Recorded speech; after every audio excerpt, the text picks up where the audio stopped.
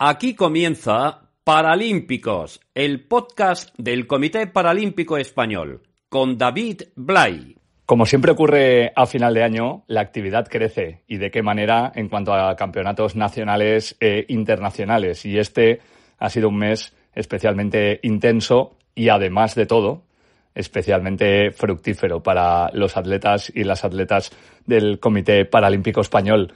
Ya sabéis que, como siempre, repasamos lo que ha ocurrido a nivel deportivo, pero también tenemos muchos otros argumentos en este podcast oficial del Comité Paralímpico que intenta no solo acercar lo que ocurre a nivel deportivo, sino a nivel social o incluso a nivel institucional. Así que, como siempre, bienvenidos y bienvenidas a este espacio en el que durante alrededor de 30 minutos repasamos todo lo que ha ocurrido en el mes de octubre de 2025.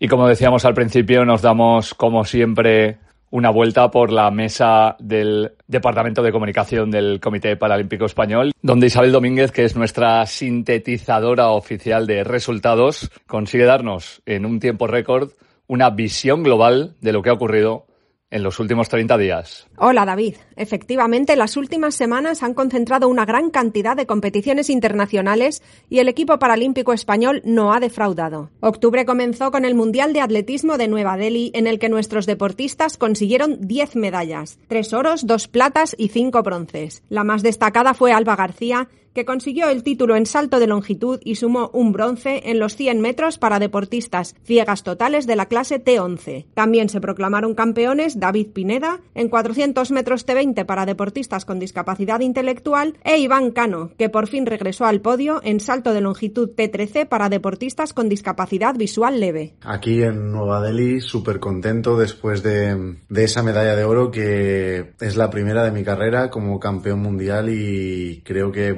es una medalla que no solo refleja el trabajo de este año, que la verdad es que ha salido bastante bien, sino creo que refleja el trabajo de una carrera deportiva entera. Son 12-13 años dedicado a esto y al final, pues con perseverancia, con constancia y con mucho esfuerzo, ha salido con marca personal. Poco después comenzaron en Sarajevo los europeos de baloncesto en silla de ruedas, en los que la selección femenina repitió bronce y la masculina conquistó el primer oro de su historia, tal y como explica el seleccionador Abraham Carrión. Hemos conseguido ganar los 8 partidos, liderando contra selecciones como Gran Bretaña, contra Alemania, contra Italia, o sea, primeras potencias mundiales, así que muy contentos por la actitud, por el sacrificio, por el sentimiento de equipo que han tenido y deseando volvernos a juntar para seguir creciendo. Hasta Australia tuvieron que viajar los triatletas paralímpicos para disputar su campeonato del mundo. Neil Riudavets y Dani Molina se llevaron sendos bronces, mientras que Susana Rodríguez, con su guía Sara Pérez, sumó su 7º título mundial. Era mi 13ª participación en este evento, que es el evento más importante del año en el triatlón internacional, y hemos conseguido la medalla de oro. Es mi 7º título. Ha sido muy especial porque los años posteriores a los Juegos siempre son un poquito complicados, pero muy interesante, un circuito difícil y un lujo por compartirlo con toda la Paratria Armada. Y para finalizar, Ricardo Ten volvió a liderar a la delegación nacional que compitió en el Mundial de Ciclismo en Pista de Río de Janeiro al conseguir 4 de las 9 medallas del botín español, 3 de oro y 1 de plata. Y otras 3 se llevó en el velódromo brasileño Alfonso Cabello. El año después de los Juegos siempre es un año complicado, pero estoy muy contento, muy satisfecho con el desempeño del campeonato. Han sido 3 medallas, una medalla de oro en mi prueba estrella en el kilómetro contrarreloj, una medalla de bronce en una prueba nueva como es la velocidad y bronce también por equipo, así que muy contento y creo que no hay mejor manera de empezar este ciclo paralímpico. Como hemos escuchado, todos los deportes de los que hemos hecho repaso han sido de verano, aunque estemos en otoño, pero viene algo que es importantísimo dentro de muy poco tiempo, y son los Juegos Paralímpicos de Invierno en Milán Cortina. Así que, como cada mes hacemos un repaso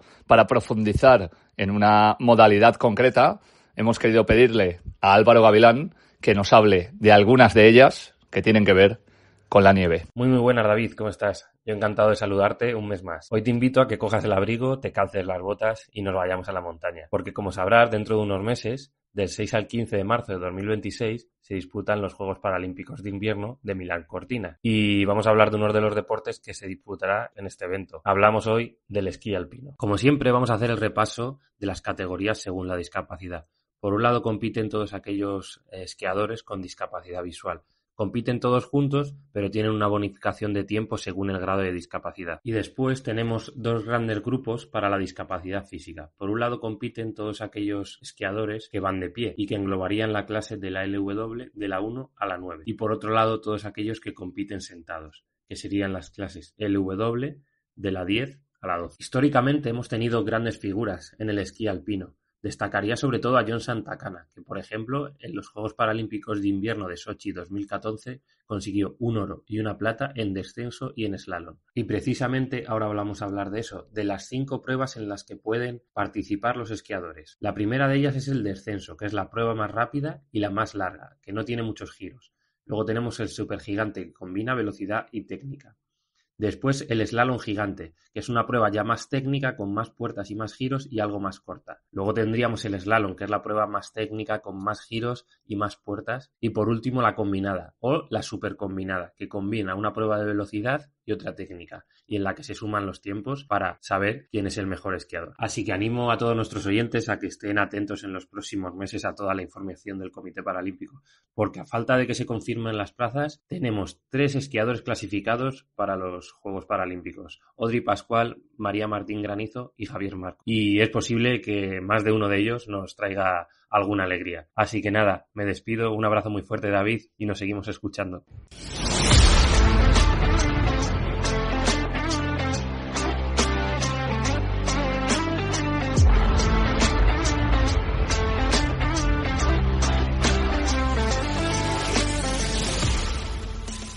Contábamos al inicio del podcast que cada vez hay más presencia en premios institucionales por las iniciativas que no solo el Comité Paralímpico Español, sino todo lo que le rodea, van realizando a lo largo de los días, de los meses y de los años. Y la realidad es que nos hemos llevado una alegría inmensa con una serie de circunstancias que han ocurrido durante el mes de octubre.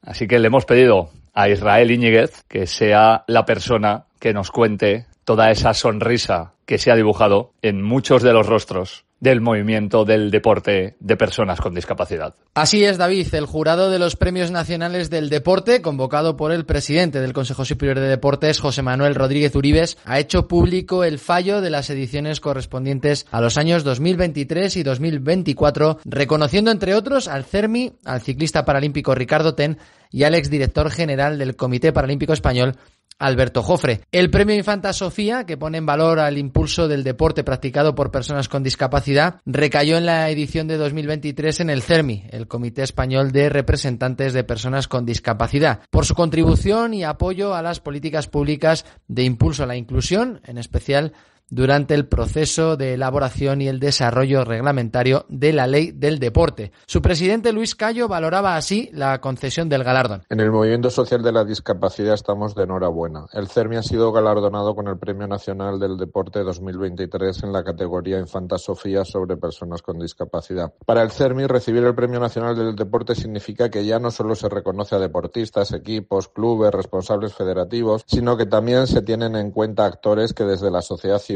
influyen en las políticas públicas del deporte, como fue la aportación a la Ley del Deporte del 2022. El deporte es más que lo estrictamente deportivo, es también el contexto social y cívico en el que éste se desarrolla. Y ahí el sector de la discapacidad tiene mucho que decir y aportar. Gracias. Por su parte, Alberto Jofre consiguió el Premio Nacional Francisco Fernández Ochoa de 2024 por toda una vida dedicada al deporte. Jofre fue director general del Comité Paralímpico Español durante 30 años y bajo su dirección se consiguieron más de 840 medallas en los distintos Juegos. Además, fue el promotor del Plan ADOP. Otro de los reconocidos fue el ciclista Ricardo Ten, en este caso con el premio Reina Sofía 2024, año en el que se adjudicó 3 medallas en los Juegos Paralímpicos de París: oro en contrarreloj individual, plata en velocidad por equipos y bronce en persecución individual. Con este resultado, el valenciano alcanzó las 11 medallas paralímpicas entre natación y ciclismo,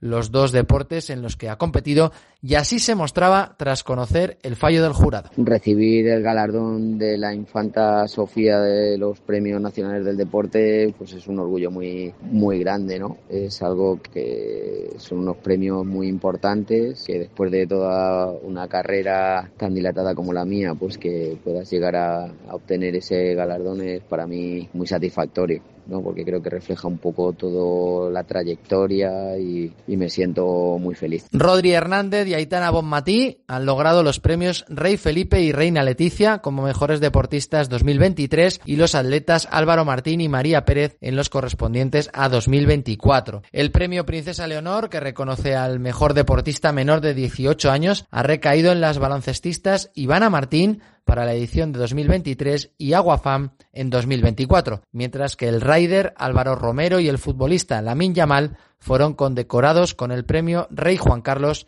con el que se reconoce al deportista revelación. Y por último, la selección española femenina de fútbol, campeona del mundo de 2023, consiguió la Copa Barón de Güell, que premia al mejor equipo o selección del año, premio que en 2024 se concedió a la selección española femenina de waterpolo por su medalla de oro en los Juegos Olímpicos de París. Muchas personas nos preguntan, y de hecho haremos un especial en la próxima edición del podcast oficial del Comité Paralímpico Español, cómo se realizan las clasificaciones para conocer qué tipo de discapacidad tiene cada atleta y, por lo tanto, en qué categoría puede competir. Y de eso va precisamente el minuto paralímpico histórico que el director de comunicación del Comité Paralímpico Español, Luis Leardi, nos trae en esta ocasión. Si hay un elemento que diferencia al deporte paralímpico del olímpico, es la clasificación de la discapacidad para el deporte. El sistema mediante el que se establecen clases o categorías para que los deportistas compitan con contrincantes con un grado de discapacidad similar al suyo, buscando así una competición justa y en igualdad de condiciones. El actual Código de Clasificación del Comité Paralímpico Internacional es la norma suprema que regula todos estos aspectos y se ha elaborado con el trabajo minucioso de médicos, técnicos y federaciones deportivas, especialistas en cada uno de los 29 deportes oficiales de los Juegos de Verano y de Invierno. Y es el desarrollo también de una evolución histórica que tuvo un punto de inflexión en los Juegos Paralímpicos de Barcelona 92. Allí se introdujeron por primera vez las clasificaciones funcionales, que permitían agrupar a deportistas con distintas discapacidades, pero con una capacidad funcional similar. Eso permitió reducir enormemente el número de pruebas a celebrar y sentó las bases de las reglas del juego para las posteriores ediciones hasta nuestros días, con un sistema de competición mucho más asequible y atractivo para el espectador. Para comprobar la importancia de esta medida, podemos poner como ejemplo lo sucedido en un deporte como la natación. En los Juegos de Seúl de 1988, para una misma prueba, por ejemplo, los 100 metros libre, había 6 clases para lesionados medulares, 9 clases para parálisis cerebral, 8 para amputados y otras 6 para un colectivo que denominaban los otros y que incluía a malformaciones congénitas. Además, otras 3 clases para nadadores ciegos y con discapacidad visual, y todo ello desdoblado, por supuesto, en categorías masculina y femenina. 4 años después, el sistema de clasificación funcional instaurado en Barcelona 92 logró reducir esta treintena de clases en una estructura de únicamente 10 clases para discapacidades físicas y 3 para discapacidad visual, estableciéndose las actuales S1 a S13, a las que posteriormente se añadió la S14 para discapacidad intelectual y que hoy podemos ver en los Juegos Paralímpicos actuales. El caso de la natación es solo un ejemplo de lo que sucedió en absolutamente todos los deportes del programa paralímpico, cada uno de los cuales tiene un sistema de clasificación de la discapacidad específico, desde el atletismo, que tiene una treintena de categorías, a deportes que han logrado una subdivisión más sencilla como el triatlón, con 6 clases, o el tenis de mesa con 11. Esta reglamentación queda establecida en el Código de Clasificación del Comité Paralímpico Internacional, cuya primera edición se publicó en 2007 y posteriormente se ha ido renovando hasta la más actual, promulgada en 2025.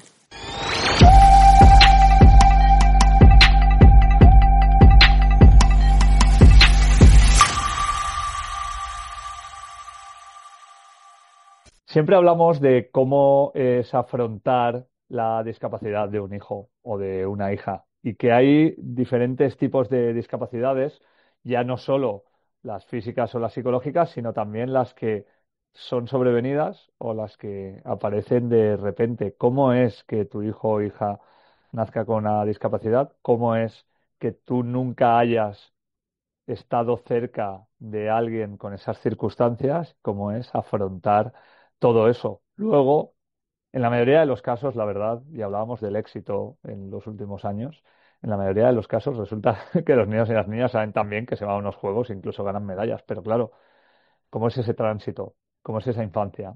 ¿Cómo es ser padre o madre y saber que tienes que intentar ayudar a tu hijo o a tu hija, pero que no sabes qué va a ocurrir en el futuro? Y por eso, durante todo este año, hemos querido hablar en el podcast oficial del Comité Paralímpico Español con padres, madres, hermanos, hermanas, primos, primas, abuelos, abuelas de deportistas.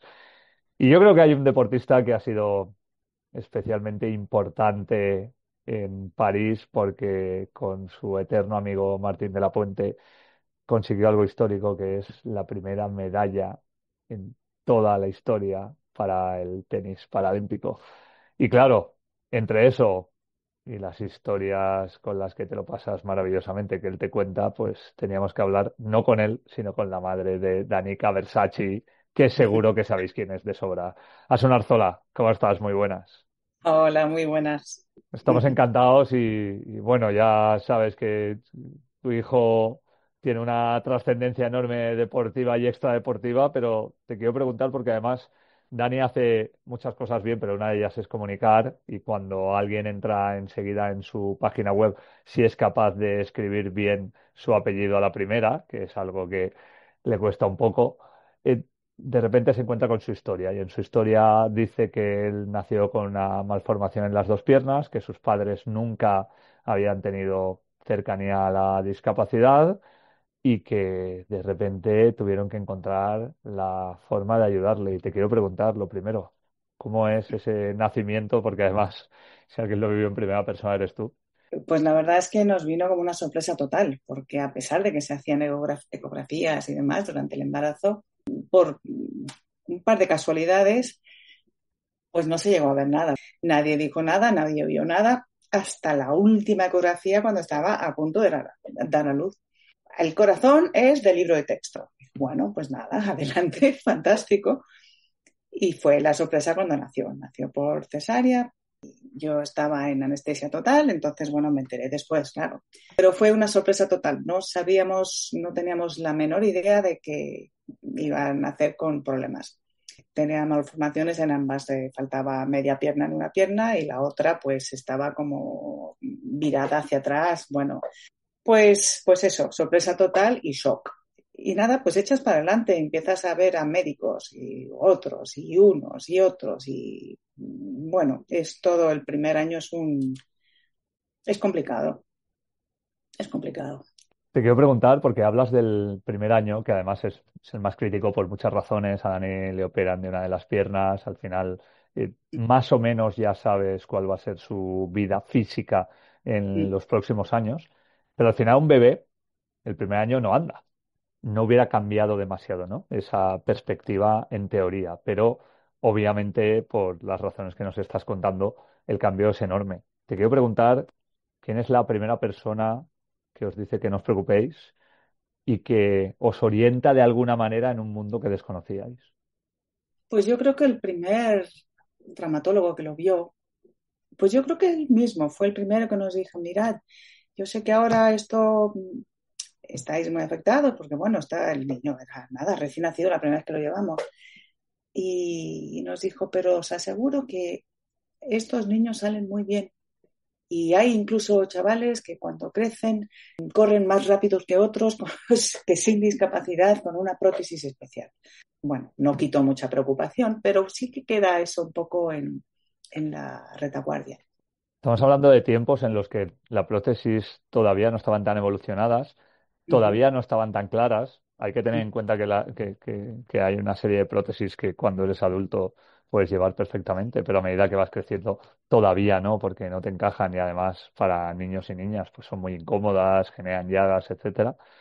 Entonces, hablamos de ese primer año, hablemos de la infancia o de lo infantil a lo casi adolescente. ¿Cómo es el Dani con esa discapacidad física, pero más allá de eso, tú decías, con un corazón de libro de texto, con una cabeza despejadísima, sonriente y que se gana a todo el mundo, ¿cómo afronta él la vida desde que es pequeño?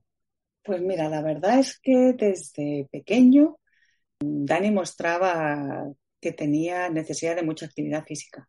Por ejemplo, los primeros 2 años que gateaba por casa, pues gateaba, pues, pero a toda velocidad. O sea, no te puedes imaginar las carreras que se pegaba. Y a medida que fue creciendo, pues nos dimos cuenta de que necesitaba mucha actividad física. Y entonces poco a poco le fuimos introduciendo distintos deportes, distintas cosas, a ver que tocase por aquí, que tocase por allá, a ver qué... Y le interesaba todo. Bueno, una vez incluso en un cumpleaños de su hermana, que tendría 3 años y él tendría 5, que era en una pista de patinaje. Entonces vivíamos en Estados Unidos. Y entonces se empeñó en que él se quería poner también los patines. Y yo le decía, Dani, esto va a ser muy complicado. Bueno, pues no hubo manera. Al final le dije, bueno, muy bien, pues te vamos a poner los patines. Y al final fue él quien se dio cuenta que eso pues no podía. Claro. Pero tenía que ser él. Y eso es una de las recomendaciones que yo daría a padres, sería esa, que no pongamos nosotros los límites, sino que ellos, en la medida de lo posible, se den cuenta ellos dónde están los límites. Asun, Sí. te quiero preguntar por tres cuestiones o tres momentos muy concretos que marcan la vida de Dani. Nos hablabas de su hermana, de Paula. Quiero que me cuentes cómo ha sido la relación, porque también hay una parte padre-madre Sí. adulta, por decirlo de alguna manera, que genera un vínculo de una forma concreta, y hay una parte hermana, en este caso, que genera otro tipo de acercamientos. ¿Cómo ha sido esa relación y sobre todo esa aceptación Paula-Dani? Nosotros siempre hemos intentado no hacer diferencias, pero dicho esto, lo cierto es que las hay y que al final el niño con discapacidad o niña con discapacidad precisa de más atención. Tienes que ir más al médico, tienes que ir al fisio, tienes que hacer esto, tienes que si las prótesis, en fin, son muchas cosas, más muchas visitas a médicos y demás. Y esto, yo creo que siempre que hay una discapacidad en una familia afecta a la dinámica familiar. Y a veces puede ser complicado, pero es importante intentar no hacer distingos, es importante pues que tareas de la casa en lo posible cooperen los dos. Pero a ver, ¿cómo lo llevo Paula? Pues en general bien, pero sí que a veces yo notaba ahí pelusilla. Al final, con los hermanos y las hermanas acaba pasando, siempre hay alguien que cree que le dan más tiempo, más cariño o más atención a otro. Y aunque no sea así, como nos está explicando Asun, pues esa percepción la acabas teniendo cuando has sido hijo, aunque luego la pierdas cuando eres padre o madre. Y hablando de paternidad, hay un segundo momento para Dani que yo me imagino que le cambia la vida también, que es el momento en el que pierde a su padre y en el que de repente, si ya os había cambiado la vida de una manera, os vuelve a cambiar de otra. Yo entiendo por lo que podéis pasar vosotros, pero para un niño en aquel momento que ya había superado, porque yo creo que estaba en el tránsito de superarlo, una discapacidad y se había forjado una personalidad, ¿qué supuso para aquel Dani y qué supone para el Dani que conocemos ahora? Estaba en su primer año de universidad, él no estaba estudiando en España, entonces sí es verdad que el deterioro físico sí que sí vimos su hermana y yo, bueno, él no lo vio tanto. Para él fue darse cuenta de todo lo que su padre todavía le podía ayudar, lo hubiese podido ayudar en muchos aspectos, no solo con la discapacidad, sino en relación pues, con su carrera, con su vida ya de adulto. Estamos hablando de una hermana, estamos hablando de un padre, vamos a hablar de un hijo y de cómo él afronta esas circunstancias. Hablamos de Dani perdiendo a su padre con 19 años, no estando además físicamente presente de manera continuada, pero siendo un Dani que ya está vislumbrando dos cosas. Una, la capacidad laboral que tiene y cómo se ha integrado en el mercado laboral, rompiendo también una barrera que yo creo que es muy importante, que es que no tiene sentido que porque tengas una malformación en una pierna no puedas trabajar bien. Y luego hay una segunda parte que ya tiene que ver con el deporte, con la élite, con el tenis, e incluso con el emprendimiento, que esa es la última que hemos conocido de él. Pero no te he preguntado por cuándo dice, ostras, quiero coger una raqueta. ¿Tú te acuerdas de ese momento? Bueno, yo me acuerdo cómo empezó en el tenis. Yo creo que tendría unos 11 años. Estábamos ya en Madrid. No sé cómo nos enteramos de casualidad de un clinic que estaban organizando la Federación Madrileña de Tenis. Y dijimos, como le gustaba tanto el deporte y esto y lo otro, dijimos, pues vamos a probar. Pues no sé, le prestaron unas sillas, si no recuerdo mal, de estas, bueno, no muy buenas, obviamente. Y eran unos 8 chavalines con distintas discapacidades que se pusieron pues a probar. No sé si era inicialmente por 2 o 3 semanas, ya no me acuerdo muy bien. Y solo él y otros se engancharon. Y a raíz de ahí, pues ya fue como que, vaya, a esto le gusta mucho y ya ahí empezó cada vez más y seguimos yendo a la FEDE.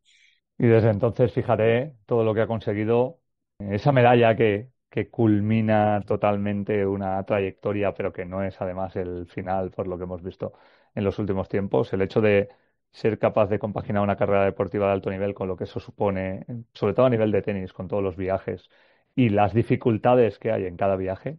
Una carrera en la que estudias, una carrera en la que trabajas y una carrera en la que compites. Casi hay un momento en el que confluyen 3 y de repente llega a París. Tú me decías antes que tenías muchas ganas de ir a Tokio, pero por evidentes circunstancias no se pudo. ¿Qué sentisteis cuando Dani consigue la medalla? Y además es que es muy difícil encontrar un lugar más emblemático y una persona a su lado con mayor importancia para él que Martín de la Puente y Roland Garros. ¿Qué supone eso para la familia y sobre todo para su madre después de todo lo que había vivido? Bueno, es que es indescriptible la sensación, o sea, la alegría, la decir, madre mía, o sea, todo este trabajo, todo este empeño, este esfuerzo, esta es la recompensa. Es increíble. Y además el ambiente, todo, es una cosa indescriptible. Es indescriptible. Y desde entonces, pues Dani sigue teniendo una agencia en la que intenta ayudar a deportistas con discapacidad a conseguir cosas que a él le costaron, porque no es fácil que alguien apueste por este tipo de deportes, aunque afortunadamente se ha mejorado mucho. Es una persona muy inquieta, no hace falta que te lo cuente a ti. Es un deportista de élite y ya se le conoce como tal. Ahora vamos a decir que está consolidado laboral, deportiva y vitalmente. ¿Tú cómo estás? Soy muy afortunada en ese sentido. Mis hijos, los 2, están pues consolidados, no sé cómo decirte. Es una alegría ver que pues eso, que los chicos salen adelante y que hacen las cosas que quieren y les cuesta, pero siguen y tienen determinación. Y yo soy muy, muy afortunada, muy afortunada. Así que no, yo no me puedo quejar de hijos, no, para nada. Y en cuanto a mí, mi vida personal, pues tampoco me puedo quejar. Tengo un buen trabajo, estoy bien. Y yo creo que eso queda patente. Ha sonado la madre de Dani Cabersacci, de Paula Cabersacci también, aunque Paula no esté dentro del deporte paralímpico, pero sí que lo está. Al final, por el apoyo que ha dado a su hermano y por los viajes constantes. Gracias por este testimonio y ojalá que si nacen muchos Danis en el futuro puedan tener como mínimo las mismas oportunidades que ha disfrutado él. Y fíjate, ¿no? No sé si calificarlo de éxito o no, pero al final estar tranquilo, ser feliz y hacer lo que te gusta seguramente sea mucho más de lo que puedan decir muchas personas. Sí, pues nada, muchas gracias. Desde que finalizaron los Juegos Paralímpicos de París hemos querido dar voz a un colectivo que hace muchísimo para que los éxitos puedan llegar como lo hacen, pero que en demasiadas ocasiones quedan en segundo plano. Y es por ello que cada mes damos un espacio al equipo médico del Comité Paralímpico Español. Y ellos y ellas nos cuentan qué es lo que hacen en su día a día y cómo ayudan a los atletas y a las atletas a poder alcanzar sus objetivos. Si algo ha sido muy importante a nivel de crecimiento en los últimos años, es sin duda la salud mental. Y por eso la responsable del servicio de psicología del equipo médico del Comité Paralímpico Español, Manuela Rodríguez, nos cuenta cómo es una jornada normal en su vida diaria. Volver a entrenar después de un parón no es solo cuestión de músculos, también es una decisión mental y emocional. Tu cuerpo necesita tiempo, pero tu mente también. Antes de volver al entrenamiento, evalúa cómo estás. Escucha tu cuerpo. ¿Cómo te sientes físicamente? Escucha tu mente. ¿Hay miedo, nervios o ganas? Habla con tu equipo médico, fisioterapeuta, médico, psicólogo si tienes, entrenador. Define tus metas a corto plazo y a largo plazo. El primer paso no es ir más rápido, sino entender cómo estás hoy. Avanza poco a poco, no hay prisa. Recuperar la rutina lleva tiempo. Sigue este camino. Empieza con entrenamientos suaves. Escucha tu cuerpo. Esta fase de adaptación te llevará a reconstruir hábitos. Aumenta carga e intensidad de forma controlada. La fase de consolidación te hará ganar confianza y fuerza. Vuelve a tu nivel competitivo. Esta fase de optimización te hará sentirte preparado o preparada para rendir. Importante, cada cuerpo tiene su ritmo. No te compares porque tu progreso es único. Entrena también tu mente. Visualiza tus entrenamientos y tus logros.